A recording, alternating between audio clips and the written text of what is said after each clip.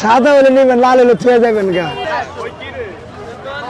ওই কি রে, মাশাআল্লাহ মাশাআল্লাহ মাশাআল্লাহ মাশাআল্লাহ মাশাআল্লাহ মাশাআল্লাহ, মধু মধু মধু মধু মধু মধু মধু। ওই কিরে ভিতরে কি মধু মধু, এই ডায়লগটি দিচ্ছিল আর তরমুজ বিক্রি করতেছিল এক তরমুজওয়ালা।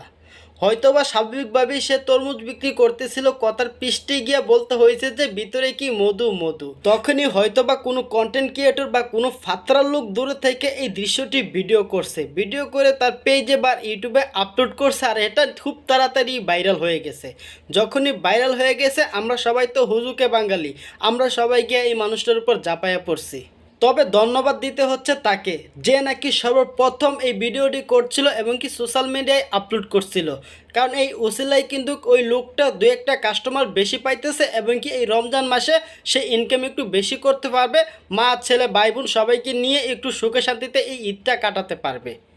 এখন কথা হচ্ছে, এই ডায়লগটি ভাইরাল হওয়ার পর যত কন্টেন্ট ক্রিয়েটররা আছে সবাইকে ঝাঁপায় পড়তেছো, তরমুজ কেনার ওসিলা দিয়ে তোমরা সবাই একটা একটা করে ভিডিও বানাইতেছো। এখন এই লোকটার মাধ্যমে যে তোমরা একটা ভিডিও বানিয়ে তোমরা তোমাদের পেজে সারবা, তোমাদের ইউটিউবে সারবা, এই ভিডিও থেকে কিন্তু তোমরা লাখ লাখ টাকা ইনকাম করবা।